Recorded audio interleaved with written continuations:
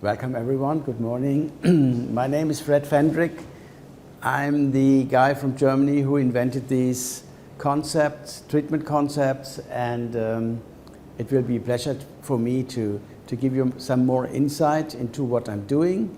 So the topic today is actually, I want to give you some insights between the biological differences of these monocytes, tell you what are monocytes and what are MSCs, and why I am more skeptic to use MSCs in my treatment concept.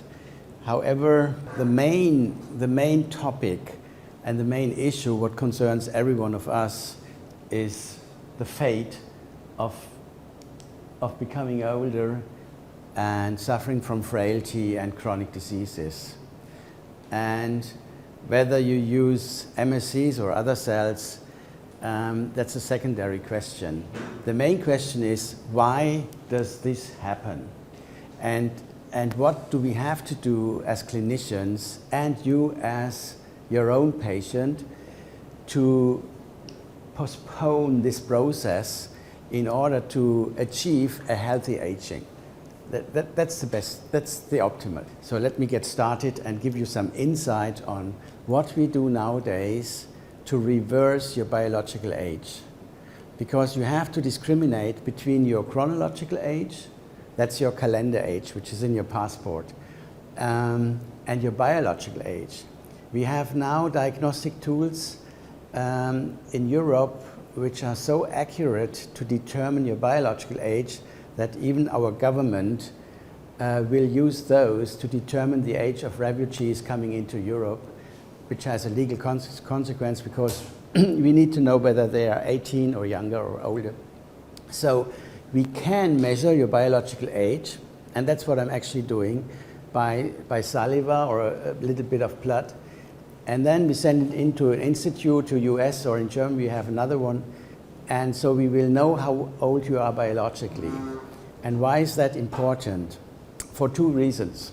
First reason, if you are older, 2 years older than your chronological age, then that has been shown statistically you have a significant increase to suffer from chronic diseases in the near future.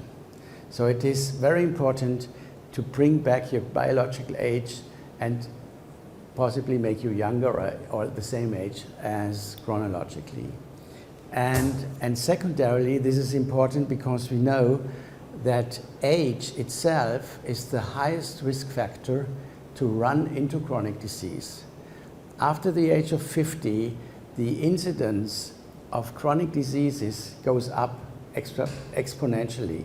So to stay as young as you can for the longest time possible biologically will prevent the development of chronic diseases.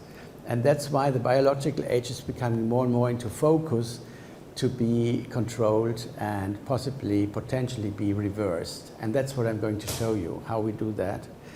There are a couple of things, I don't make it too complicated, which you can do yourself in order to maintain a healthy homeostatic physiologic metabolism inside. And that's very easy to do, actually, very easy. First is diet. There's a lot of data showing that your diet also determines to which extent your body inflames. And high sugar diet, high fatty acid diet will cause more inflammation. And the more inflammation your body accumulates inside, the less your stem cells are working properly. It's very simple. And inflammation, what means inflammation? Inflammation is a process of activating cells in a way that they release compounds which make your tissue and your organs acid. And we can measure acidity, you know that, by measuring the pH. And the normal pH in your tissue is between 7.2 and 7.4. And if your pH drops below 7.0, because you accumulate more and more these inflammatory compounds, then your stem cells they won't work anymore. They are paralyzed. They don't produce growth factors, cytokines, which repair your tissue. So the more you get acid, the less your stem cells repair, and the faster you age. It's very simple. So it's a very basic concept, aside from any cellular therapy you might think of, to first condition your environment in your tissues, in your organs, to become normal, neutralized with a normal pH. Otherwise, you inject, this is always what I tell my young doctors, you inject stem cells, and whether they are umbilical cord, whether they are mesenchymal stem cells, mesenchymal stem cells, whether blood-borne stem cells, doesn't matter. You inject these stem cells into an inflamed knee joint, and they will work for a week or 2 weeks, and then they are paralyzed because of the acidity. So unless you condition your organs in a way that you get rid of the acidity, your stem cells can't work. Please keep that in mind. All right, so diet, I go one back. Diet is very important. Exercise, do, if possible, 3 days a week, some moderate exercise, 30 minutes, 40 minutes brisk walking, that's enough you have to do. Especially at the age over 50, your muscle mass is depending on exercise. Otherwise, you will lose muscle mass and you will run into frailty, mobility problems, and so on. So activating your muscles every 72 hours, because our muscles have a memory. So if you strain them minimum every 72 hours, they will keep their mass. Stress. Stay away from physical, psychological stress, because stress in your brain causes the release of inflammatory molecules. Don't underestimate that. Smoking, you know, is bad for you. Another one I want to address is sleeping habits. Our brain is extremely important to control stress regulation. And keep in mind, there is a direct connection, your brain-gut axis, where your microbiome in the gut is connected via autonomic nerve networks and circuits with your brain. And vice versa, your brain tells your gut whether it will be inflamed or not. And the brain can change your microbiome, and the microbiome in your gut can change which neurotransmitters are released in the brain, and so it's a bidirectional interaction. And if you don't sleep properly, and what does that mean? My advice is go to bed before 11 o'clock. I know that a lot of you people don't do that. Turn off the light and sleep for 7 hours. If you do not sleep minimum 7 hours, your brain has not the necessary deep sleeping phases and REM phases, and cannot allocate all the information you gather during a day to be placed properly, and that causes inflammation because it causes stress to your brain. So you will see a difference if you start doing that, and you will have your rhythm of 7 hours proper sleep. That makes a big difference to your biological age. Physical environment, stay away from too much haze and heavy metals in the air, pollution. Stay away from food which is contaminated with hormones, pesticides, and so on. So eat organic food. That will help a lot. So coming to the topic which I was given, I think the first thing is important to explain to you: how does a stem cell differentiate? How does it differ and compare to a somatic cell? And what are somatic differentiated cells?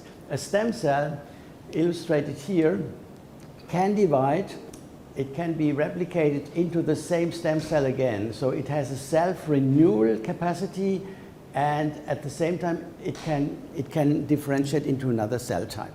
So that's what stem cells are defined.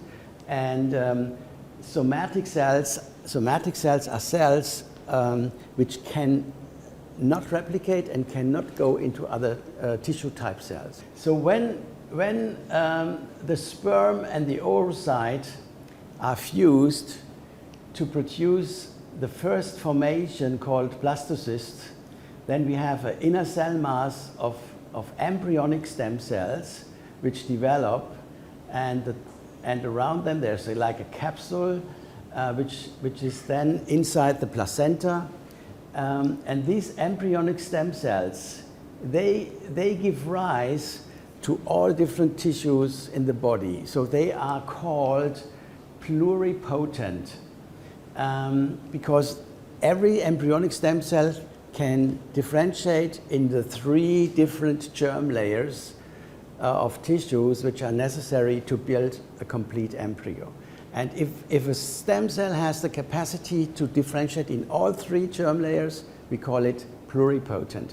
If it can go only into 1 germ layer, it's multipotent. These cells, for the first 3-4 replications in the very early blastocyst formation, they give also rise to the so-called germ cells.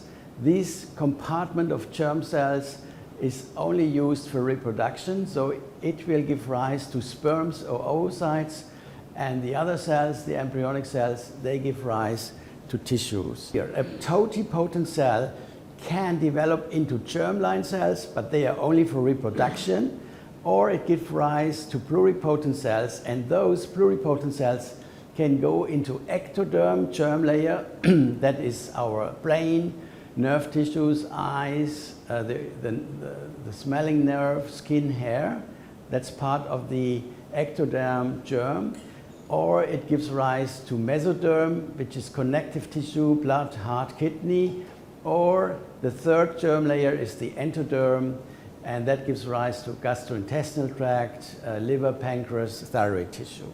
And if a cell can give rise to any of these, then it's called pluripotent. If a cell can only be differentiated into one of those cell types within the ectoderm, then it's multipotent. And remember, we have more than 250 different tissue cell types.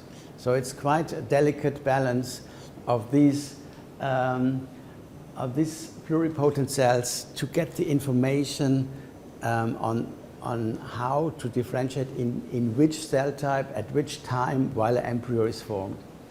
And apart from these stem cells, we have also cells in the adult organs. Like you can take fat tissue, you know that, and you can extract stem cells from the fat tissue. And those cells are adult stem cells because you extract them not from an embryo, but from a completed organ.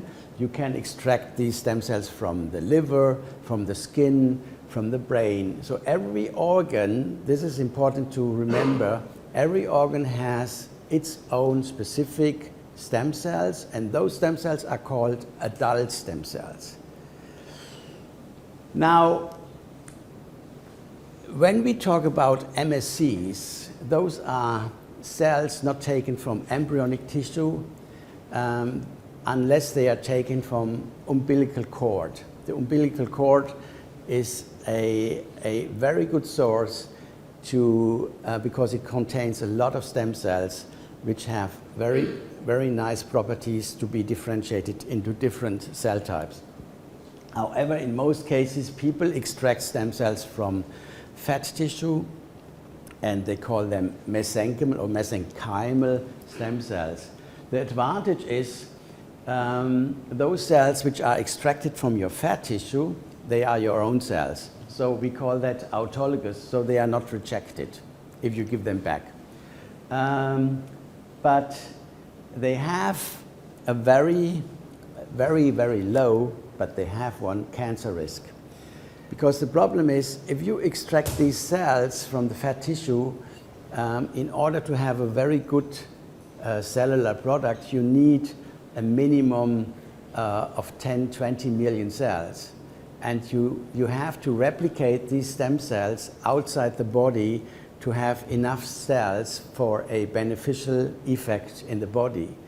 And this replication step is critical because up to a certain point, if you replicate them more than 5, 6 times, they can immortalize and then they can cause tumors. So that's something you have to keep in mind. And that's the disadvantage of these adult stem cells, because they have to be propagated outside the body. They are difficult to expand, and then there is a certain risk.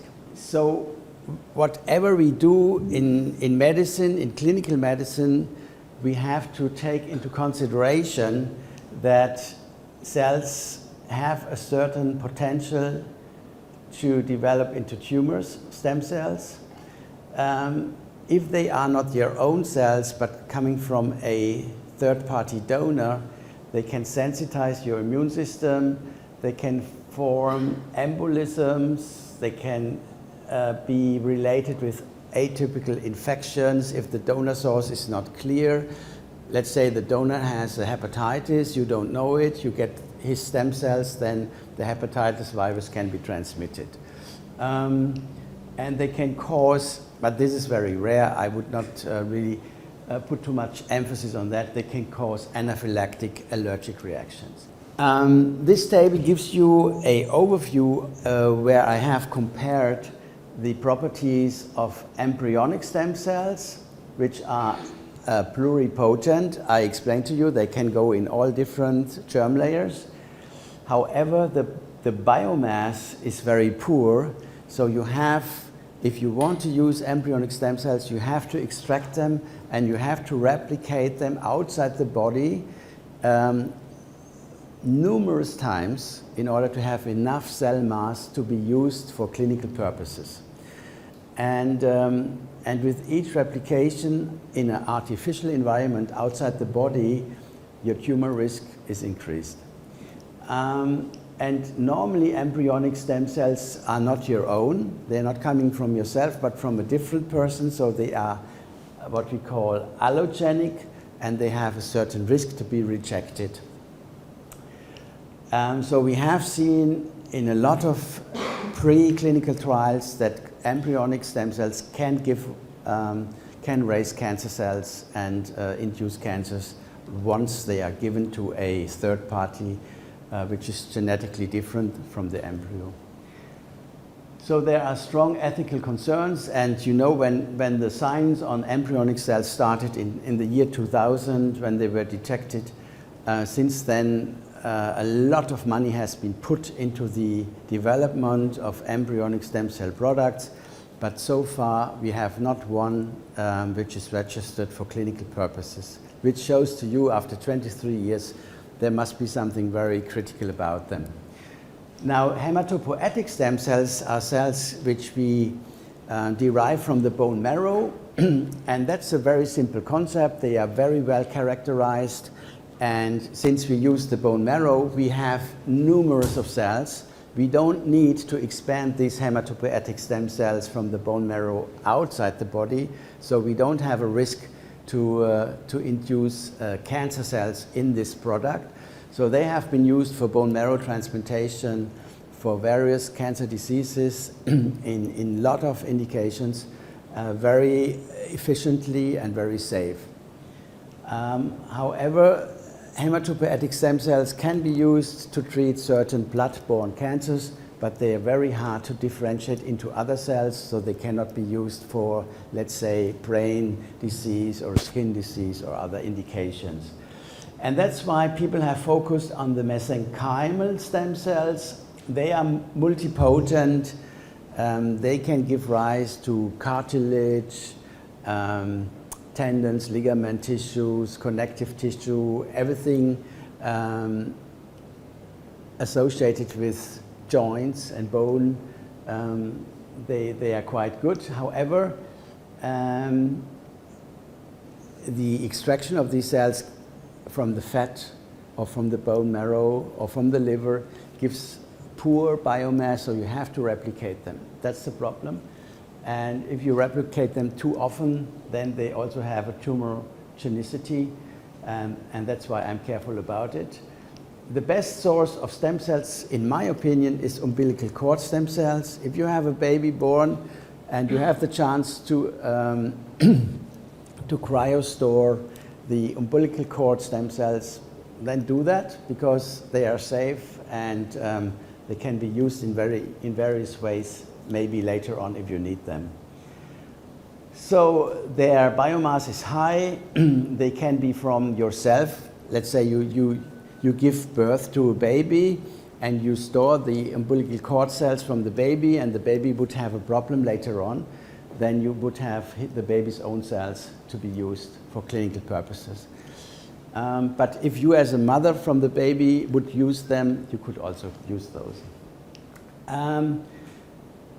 The cells I'm looking at, and I will give you some arguments why I'm doing that, we call them omnipotent monocytes, because these cells are not primarily stem cells. They are considered a white blood cell, which is part of the white blood cell compartment. It's actually an immune cell. But we have, and that was one of my inventions, we have figured out a way to program these monocytes that they gain stem cell character. So they can retro-differentiate, they can differentiate backward to gain stem cell plasticity. And in that sense, you have a somatic cell which is not replicating, meaning it would not induce a cancer, never, because it doesn't replicate. But by programming these cells over 3-4 days, you can epigenetically change their behavior, so they become like stem cells, and then can be differentiated into other cell types as well. I will show you how we do that. And then you can also have placenta cells or fresh cells. A lot of people, when I arrived here in 2015, were talking about fresh cells from sheep and other animals.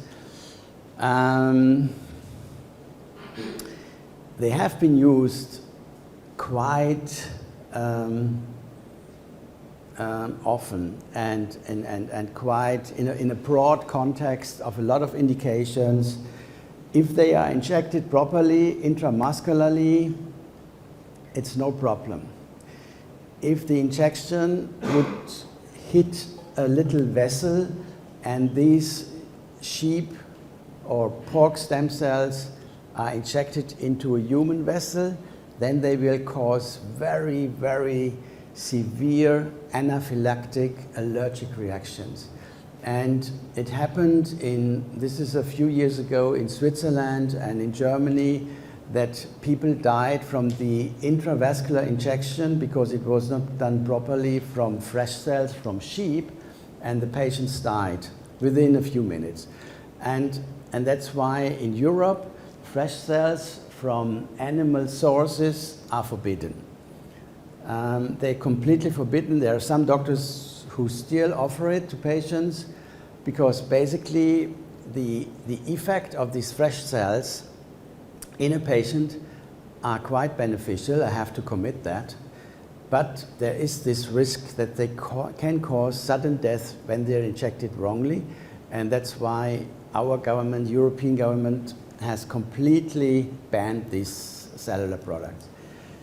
So that's an overview of the different cell types which you can use, but there is more to it, which I want to show you. So when people talk and come and say, well, doctor, I received mesenchymal stem cells produced from the fat, then you must be very careful. And that's why I brought up this presentation here, because there are not very much stem cells in your fat tissue. And normally what doctors do, they use microfractured adipose tissue. So they inject something, a liquid, which will dissolve fat cells, and they wait for 10-15 minutes, and then they retract that, and then they have a volume of cells which contain a few mesenchymal fat stem cells, but the majority of these cells are fractured cells, different cells than stem cells. But they call that mesenchymal stem cells, okay? So whenever you go for a stem cell treatment, ask your doctor how many of the cells in the cell product you give to me are in fact stem cells. and how have you characterized these stem cells? And what that means, I will tell you in a second. So the number of the cells in the product, the purity, and the characterization of the cells is very critical in order to make sure that you get a safe cellular product. Then, of course, you all know platelet-rich plasma, which is not a stem cell, but it's an extract by centrifugation from the white plasma part of your blood, and that contains growth factors which can induce repair, which can stimulate stem cells once it's injected. It's not dangerous. It's from your own tissue, from your own blood, so there's no risk of immune rejection. So that's something which is safe, which can be done. However, the effect is short. It doesn't last for a long time. And then there's something which is now new. Doctors also do what we call prolotherapy. It uses natural substances, including stem cells and including other cells from other compartments. So it's a mixture of supplements, vitamins, growth factors, and so on. But it's not a pure stem cell product. And of course, the best and optimal is to just have a purified stem cell product where you know which cells are given and what is the function of these cells. So just to clear this up, mesenchymal stem cells, they have been isolated from different tissue. You can get them from fat tissue, from umbilical cord, from amniotic fluid, from the placenta, from the liver, and other organs. And it has been demonstrated in numerous publications that they can differentiate into other cell types, even into neurons and hepatocytes, which is quite interesting. Now, the board, the academic board, which is the Mesenchymal and Tissue Stem Cell Committee of International Society for Cellular Therapy, they have defined what are the markers which you have to find on a mesenchymal stem cell in order to allow you to call this a mesenchymal stem cell. And the definition of a mesenchymal stem cell is that they express certain markers. They are little molecules expressed on the cell surface, and they have been characterized and classified. So if a cell expresses these three markers, CD73, CD90, CD105, those three, then it is, by definition, a mesenchymal stem cell. So, and it should not express CD14, because CD14 is the marker for monocytes, CD34 is the marker for white blood cells. So a white blood cell which expresses CD34 cannot be a mesenchymal stem cells. And so by expressing those three and not expressing those three, you have a definition of a mesenchymal stem cell. And if your doctor offers you a mesenchymal stem cell product and has not characterized these cells according to this scheme, it's dangerous. And it's not appropriate. He should not call it mesenchymal stem cell. And that's actually the major statement, the take-home message for you. If you go for stem cell treatment, ask your doctor for the characterization of the cells he's injecting into you. Okay? Very simple. So here's just the illustration from the markers which I mentioned, CD105, 73, and CD90, which are expressed in different amounts on mesenchymal cells extracted from different tissues. So a mesenchymal stem cell from the fat is a little bit different from that from the umbilical cord and so on. Now, why are mesenchymal stem cells working? It is still a lot of controversy what they actually do when you inject them into the body. So one thing they do is they can transfer the mitochondria into other cells.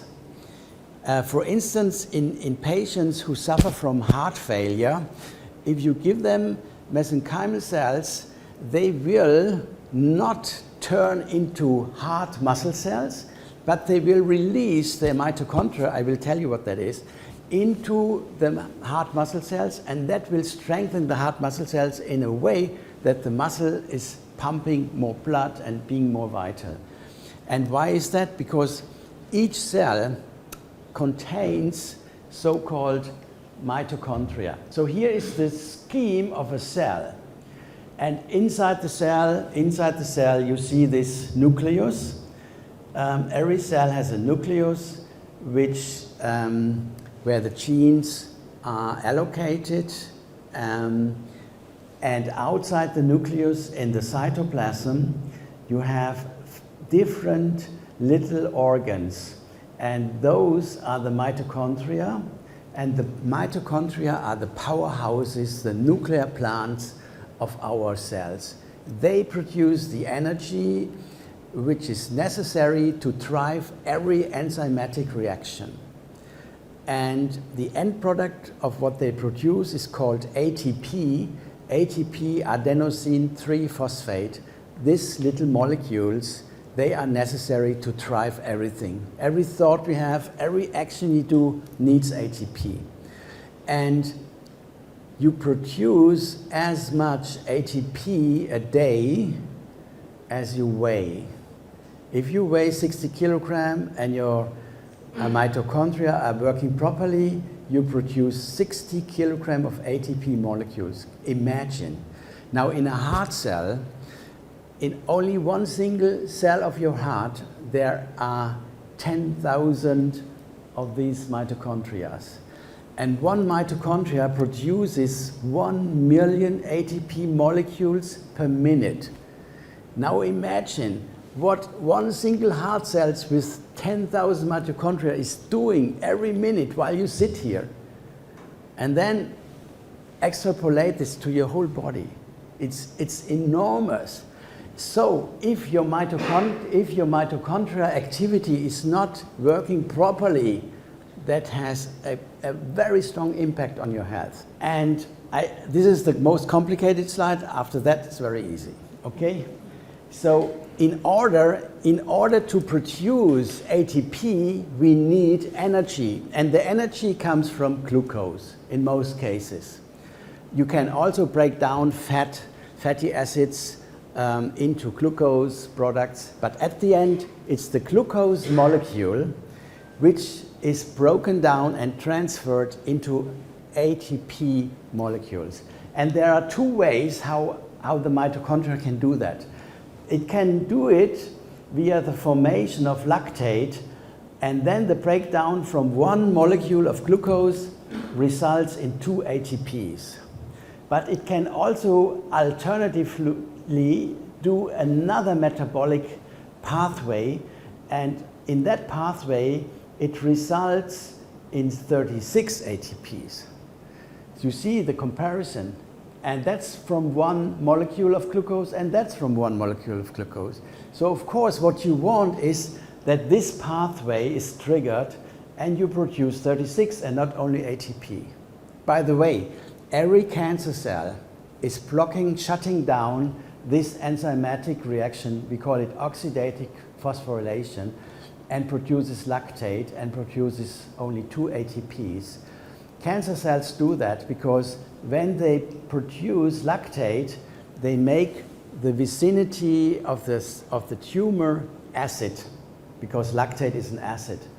And by doing that, the chemotherapy and the immune cells cannot attack properly in an acid environment. So that's how cancer cells are shielding themselves from immune attack and chemotherapy. And every healthy cell would choose this pathway to produce 36 ATPs. So it's very important to look at the mitochondria, that they run and operate properly. And this is also part of the treatment we do, and this has nothing to do with cellular therapy. However, coming back to the stem cells, mesenchymal stem cells, this has been shown, can release hundreds, thousands of mitochondria into damaged cells, and they pick them up, and then they have a proper metabolism again and can make energy. The other thing which mesenchymal stem cells release are so-called exosomes. Exosomes are formed from the cell membrane, and they form very small, like vesicles, bubbles, and inside these very small bubbles they have a diameter of 50 to 100 nanometers. So really, they are 10 times thinner than a hair. So they're very, very small. And these exosomes are permanently released from your cells and picked up from other cells, and other cells release them and give them back. And why is that important? Because they contain mRNAs, microRNAs, nucleids, and a lot of enzymes and molecules which inform other cells to operate properly. And that's exactly, I have to take 2 minutes time to explain this to you. Because that's related to the vaccination with the mRNA vaccines, which we all had to take, and where I was very skeptic from the first day because I knew about this biology. Now, and we now know that this has happened, and a lot of people are suffering from this. We inject these nanoparticles, the mRNA Pfizer or Moderna jab, into our upper arm muscle. Now what happens, the muscle tissue takes it up, the cells, and immediately part of these particles are encapsulated into exosomes. These exosomes are shed back into the circulation, and they integrate at any place in your body, brain, heart muscle, vessels, and there they go to the ribosome and produce the spike protein. So these healthy cells, they express the spike protein, and so far so good. Now you get an infection with COVID. Now your immune system is activated, and your killer cells, they are targeting the spike protein. So what will they do? They will circulate through your body, and wherever they see the spike protein, they will attack, whether there is a virus or not. So that's the classical way to condition your immune system to cause autoimmune disease. And in a lot of long COVID patients which we see now, exactly this has happened. But in the case of our mesenchymal stem cells, which are healthy cells, which produce healthy exosomes, these exosomes have been shown to be released from mesenchymal stem cells and to trigger good protein production in damaged cells to repair. So that's another mechanism. It's not the mesenchymal stem cell itself which is transformed in other cells. It's the release of these exosomes which triggers a fantastic biological reaction in the vicinity of the cells. That's important to understand. Now this is just to show you from a very acknowledged journal, Cancer Research, that if you take mesenchymal stem cells outside any tissue, liver, fat, whatever, and you replicate them outside the body, after a critical number of replications, which happens between 4 and 30, we don't know exactly when it happens, these cells can immortalize. And when they immortalize, it means all of a sudden these cells start replicating crazy without limitation. So they are transformed into a cancer cell, and if you give them back to a human being and your immune system will not kill it, then you can create a cancer.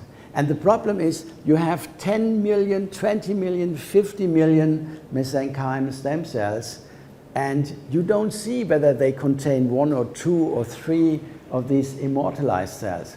We cannot detect them. So that's the critical part about stem cell treatment. All right? So this is latest science. So people think about how can we avoid this problem, the need to propagate these mesenchymal stem cells outside the body. So there was a Nobel Prize for a Japanese professor who produced the so-called iPSCs, inducible pluripotent stem cells.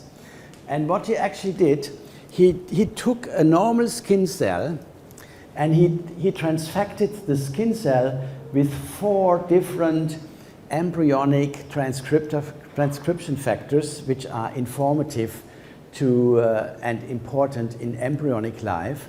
And after having inserted these 4 genes into the skin cell, these skin cells reversed into a pluripotent stem cell. Now, the problem was that with having installed those 4 factors, these skin cells started to divide, to replicate, and they also formed, in certain occasions, tumors when injected into animals. So now the next step of science was to transfer, to produce these cells, but then to induce them to become mesenchymal stem cells.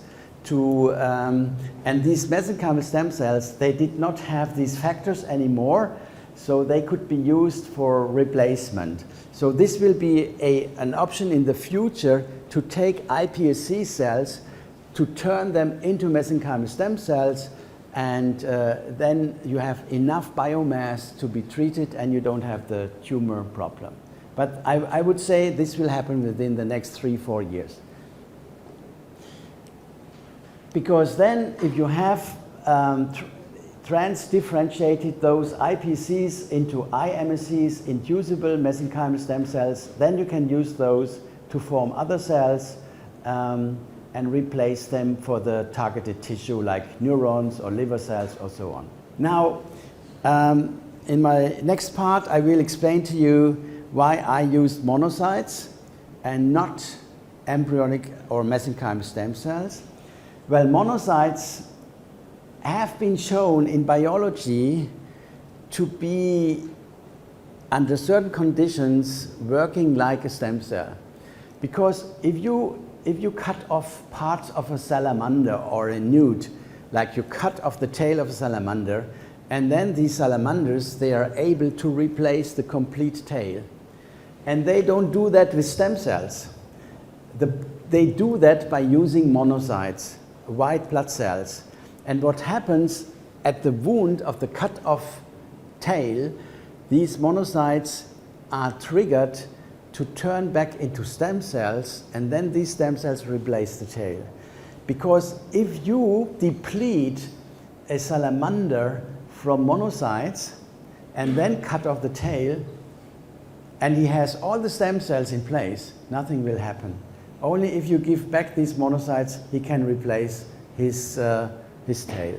So that showed to me how important these cells are. The second reason why I used monocytes, and this is also very important for you to understand, because monocytes can divert into 2 different immune cells called macrophages. And these macrophages are very important, for instance, in any situation where you have a bacterial infection.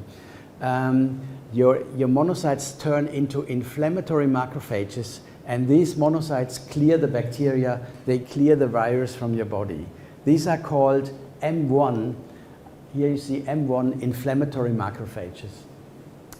And in a lot of chronic diseases, in actually every chronic disease like Alzheimer, Parkinson, rheumatoid arthritis, you have an abundance of M1s. So you have some sort of injury, the macrophage come, they inflame your tissue, they repair it, but then they don't disappear, they stay. And the inflammation goes on, and that causes the chronic disease. So our immune system has given us another macrophage, the anti-inflammatory M2 macrophage, and those balance the overshooting immune reaction of your M1 macrophages. And to keep this equilibrium, this balance, is important to reverse chronic disease. And by producing these anti-inflammatory M2 macrophages, we can inject them back and bring down the inflammation in chronic diseases like neurodegenerative disease, rheumatoid arthritis, psoriasis, all these autoimmune diseases, to rebalance a normal immune system, and then the patient can heal. And that's why I was so interested in these M2 macrophages. I just want to show how we do that. We take blood from your peripheral blood, and then here's the monocyte extracted. Then we put them in culture. We give a growth factor and a cytokine for 3 days.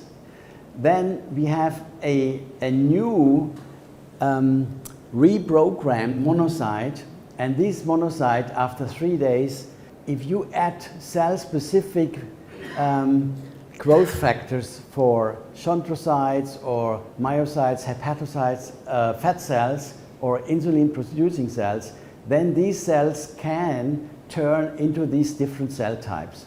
So basically, after these 3-4 days in culture, these cells have the same plasticity to differentiate, like a stem cell, into other cell types. But the good thing is they are not replicated, because you get enough cells from the blood, you do not replicate them outside the body, so you have no carcinogenicity, no tumor risk. And here's an example. These are, under the microscope, these monocytes, and then we add plasma from fat cells, cytoplasma, to the culture, and over 14 days, you see, you get the typical fat cell. They contain a red dye, and they produce fat tissue. And the same we could show for liver. We could produce liver tissue, and we could produce insulin-producing cells, and so on, from these monocytes. Here you see a hepatocyte from a mouse, a normal hepatocyte, and here you see the hepatocytes produced from the monocytes. And it has all the coagulation factors and other enzymes which a normal hepatocyte has. So it's amazing how these monocytes can switch if you stimulate them properly and become other cells. And here, like, the monocytes produce insulin, glucagon, all these hormones, like a beta cell in the pancreas, when you stimulate them properly. The big advantage of these omnipotent monocytes is, and we have used them now for 20 years in Germany, we have never seen any side effect. They are absolutely safe. And after 20 years and having treated more than 1,000 people, I know they are safe. So I just want to give you an example what these cells can do. We can transform them into endothelial blood cells, which endothelial cells are the inner lining of vessels. So I had a patient, this was actually the first patient, he had an amputation of his left lower limb, and he had an extensive ulceration of his right limb. So he was referred to my surgical department for amputation. But the guy, he was a teacher, he said, no, I have been amputated left, I don't want another amputation, I'd rather die than doing that. So we did a healing attempt. His body was already so inflamed, he was so septic that we could not use his own cells. They were too inflamed. So we were allowed to use the cells from a healthy student. And we propagated the cells from the student, and here you see, this is after debridement, after surgical removal of all the dead tissue, his leg, his ulcer, and he had a bleeding, he had an arterial stenotic problem, a calcification of the main artery, so he didn't get enough oxygen, and that's why he actually developed the ulcer. Now I injected these cells around the ulcer, and this is 2 weeks later, and you don't see much after 2 weeks, but the patient already reported that he didn't need painkillers at night anymore, because these people who have a hypoxic lack of oxygen in the periphery, they all suffer from hypoxic lack of oxygen ischemic pain. And after 2 weeks, after the injection of cells, he didn't need painkillers anymore. So there must have been happened something with his vessels. And we did an arteriogram, and our radiologist showed us all these little, you see here's the stenotic part of the artery going down to the foot, and he created all these collaterals around this stenotic part. So he created small capillary vessels around the stenotic so oxygen could bypass and give rise to the repair. And now this was after 8 weeks. You see the upper part of the skin is now closed, 15 weeks. This was after 24 weeks. The ulcers almost completely healed. And this was after 1 year. The wound was completely closed. The patient could walk. We had avoided the amputation, and he did not have pain anymore. So he was very happy. This is a machine we use to propagate these cells. It's a closed system. It will propagate the cells in this chamber, in this culturing chamber, and at the end, at 3-4 days, you get the finalized product. There's no way to contaminate the product, so it's a very safe thing. Here's the characterization of the cells with the specific markers we check before we give them. And this is another case, a patient from Malaysia who had diabetes, and nobody could help him anymore with his toe. You see the big wound, it was with pus, highly inflamed, and they wanted to amputate his front foot.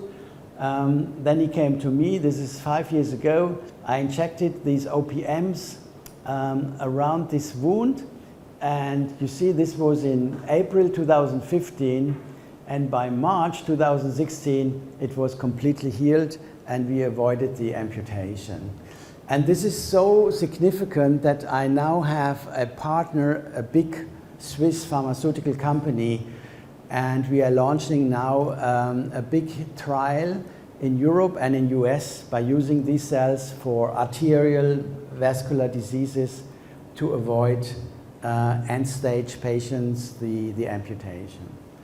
So actually, this was the first part, and the main thing I wanted to tell you about the differences of monocytes and mesenchymal cell surface. And maybe next time when I come back, we do a second round, and then I tell you how to reverse the biological age by using these cells and other measures. Thank you very much.